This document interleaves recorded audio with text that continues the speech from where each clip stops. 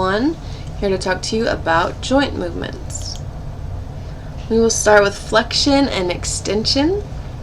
Here on the left we have flexion, which is defined as a decrease of a joint angle, usually at the hinge. Here we have flexion in the elbow, so it's like flexing your muscle. The opposite of flexion is going to be extension. It is a straightening of the joint back to the zero position, which is when the body is in anatomical position. So here you have the elbow extending back out, extend, extension. Next we have abduction and adduction. So an abduction is when the body parts are moving away from the midline. So think about a jumping jack on the up and out motion. That's going to be abduction. And adduction is moving back towards the midline.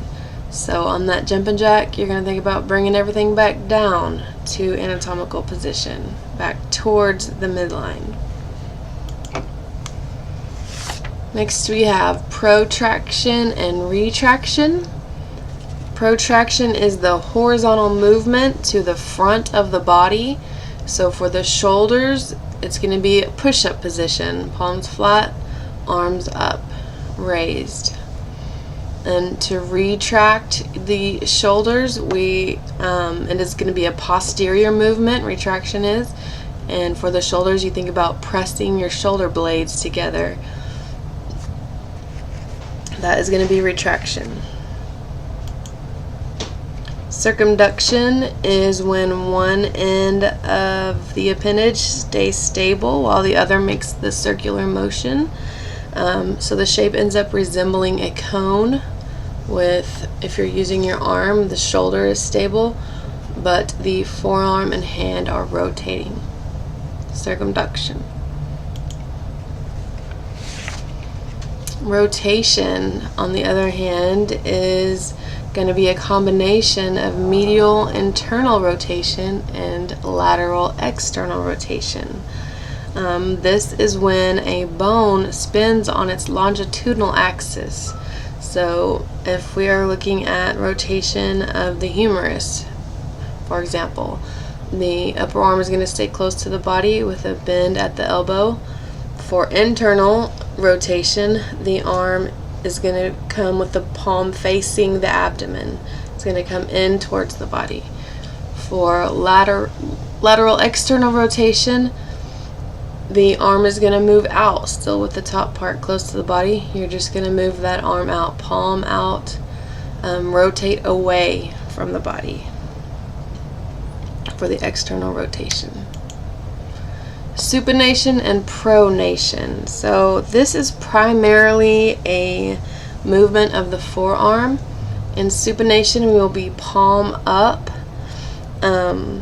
This is the anatomical position, so the radius and the ulna bones are going to be parallel to each other in supination position. In pronation position, we're going to just turn the arm over, palm down. This is the opposite of supination, so the radius and the ulna and all of their relative muscles and nerves and blood supply are going to cross whenever you turn into pronation position. They're going to cross and form an X.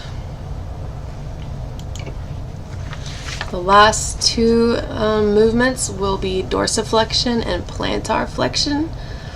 In dorsiflexion, the toes are elevated, so you're pulling your toes up to the sky like you're trying to clip them or just reach them. They're going to be facing up in dorsiflexion. In plantar flexion, the toes are going to point downward as if you are up on your tippy toes. This type of movement aids in jumping, and that is what it looks like, plantar flexion on the tippy toes. Thank you. I hope you enjoyed my video. See y'all next time.